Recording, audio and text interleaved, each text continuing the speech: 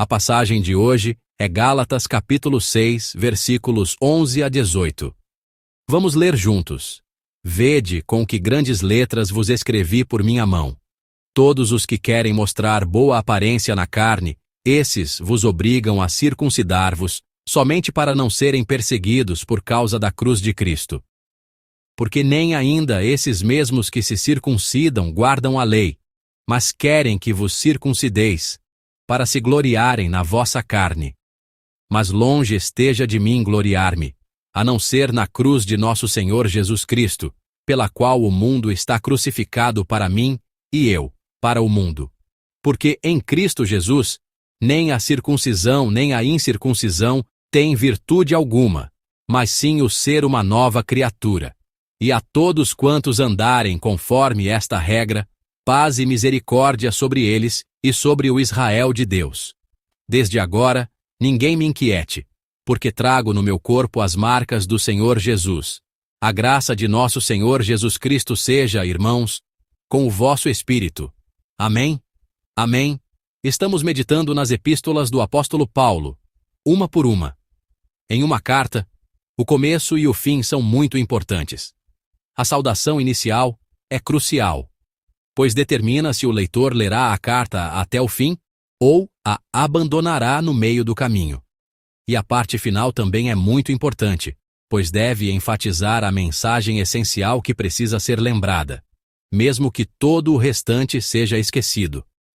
O texto que lemos hoje é o último parágrafo da carta enviada à Igreja da Galácia. Isso significa que a mensagem central da carta do apóstolo Paulo à Igreja da Galácia está resumida neste último parágrafo. No versículo 11, o apóstolo Paulo menciona que está escrevendo a carta com letras grandes.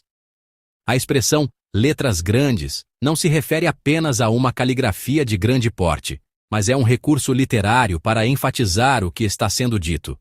Seria o equivalente a, hoje, escrevermos em letras maiúsculas ou sublinharmos uma frase para reforçar a mensagem da carta. Ao lermos o livro de Gálatas, aprendemos muitas lições e compreendemos o coração de Deus. Mas com o tempo, esquecemos rapidamente, não é mesmo? Não há problema se não se lembram bem das passagens anteriores. Se apenas guardarmos no coração a mensagem de hoje, creio que conseguiremos reter o essencial da vontade que Deus nos comunica através de Gálatas. A crise que a Igreja da Galácia enfrentava era o problema dos legalistas hipócritas, que enfatizavam apenas a circuncisão e os dias de festa. Não se tratava de legalistas que simplesmente defendiam a observância diligente da lei, mas de legalistas de mente estreita que enfatizavam, exigiam e impunham apenas alguns preceitos. Eles estavam causando contenda para que apenas uma parte da lei fosse guardada. Este era o cerne do problema na Igreja da Galácia. Por exemplo, na vida de fé, alguns se dedicam exclusivamente à oração e frequentam apenas reuniões de oração. Outros, achando que o estudo da Bíblia é o mais importante, investem tudo apenas no estudo bíblico. Há também aqueles que se envolvem tanto no ministério de serviço que pensam que ele é tudo na vida cristã. Se analisarmos cada um desses pontos isoladamente, não há nada de errado.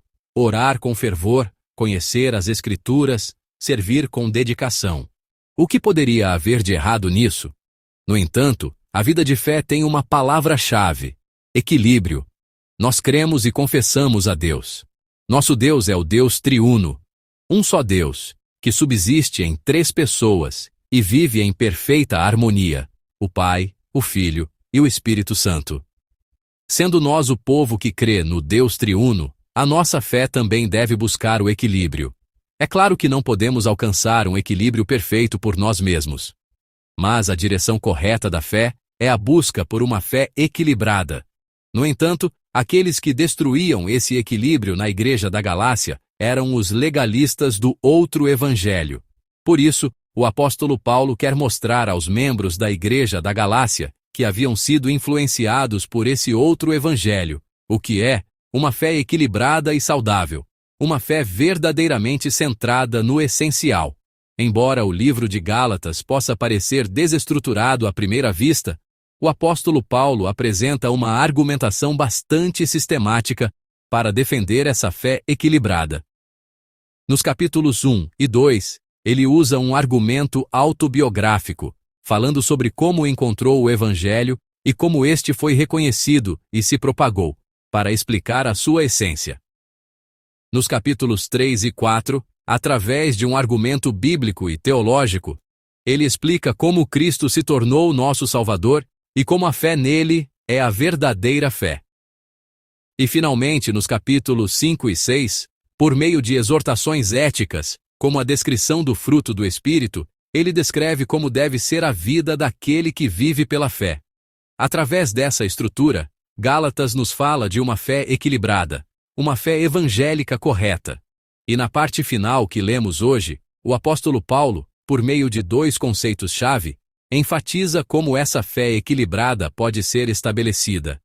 O primeiro é a teologia do gloriar-se.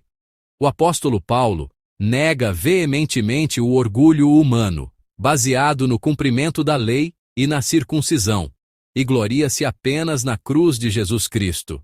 Gloriar-se, tanto hoje como na sociedade greco-romana, era uma expressão positiva para demonstrar honra.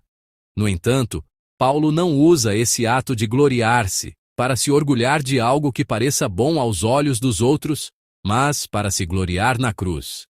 Ele está dizendo que o verdadeiro motivo de glória do cristão está precisamente na cruz. Gostaria que lêssemos mais uma vez o versículo 14. Mas longe esteja de mim gloriar-me, a não ser na cruz de nosso Senhor Jesus Cristo, pela qual o mundo está crucificado para mim e eu para o mundo. Amém.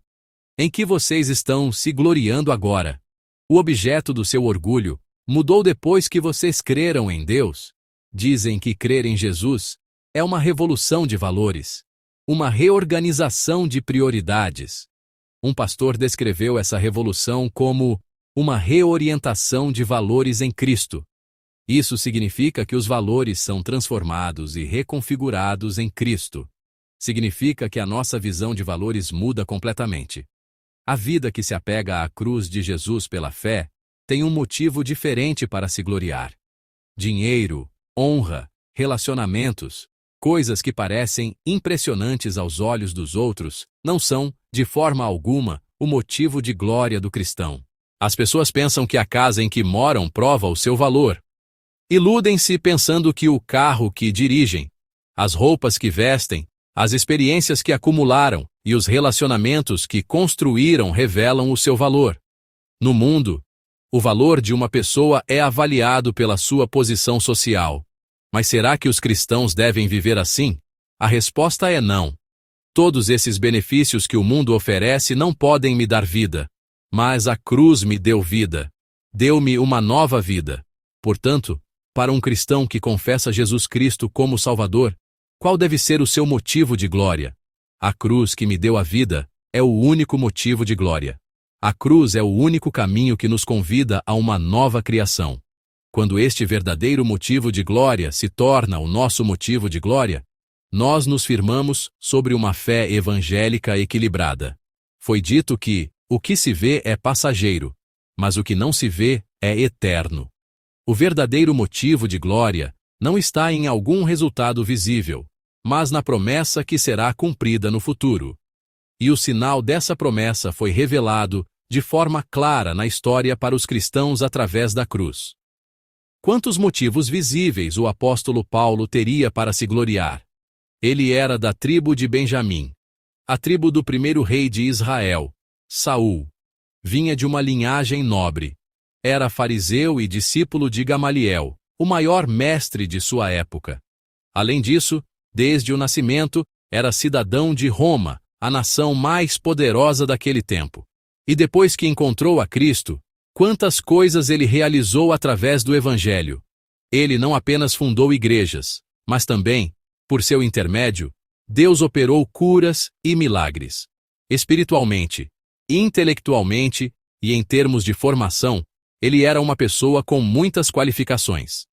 Se houvesse um ponto fraco, talvez fosse a sua aparência. Segundo a tradição, o apóstolo Paulo tinha uma fraca compleição física. Mas, tirando isso, ele tinha muitos motivos para se orgulhar. No entanto, o apóstolo Paulo considerou todas essas vantagens como perda, em comparação com a suprema grandeza do conhecimento de Cristo. Este é o verdadeiro motivo de glória do cristão. Aquele que vive com essa convicção é quem consegue caminhar numa vida de fé equilibrada. Amados, eu disse que não podemos equilibrar nossas próprias vidas, não é? Não podemos alcançar o equilíbrio na fé por nós mesmos. Não somos nós que o fazemos. Quando a cruz está erguida dentro de mim, é por meio dela que minha vida e minha fé se equilibram. É por isso que o apóstolo Paulo se gloria na cruz. Lembrem-se de que a cruz traz equilíbrio a toda a nossa vida. Que eu e vocês nos gloriemos apenas na cruz. É a minha oração e bênção para todos nós. E em segundo lugar, o apóstolo Paulo enfatiza a fé das marcas. Vamos ler juntos o versículo 17. Desde agora, ninguém me inquiete, porque trago no meu corpo as marcas do Senhor Jesus. Amém. O apóstolo Paulo disse que tinha as marcas de Jesus em seu corpo. Eram as marcas da cruz. Essas marcas, primeiramente, referem-se às cicatrizes que ele adquiriu enquanto pregava o Evangelho.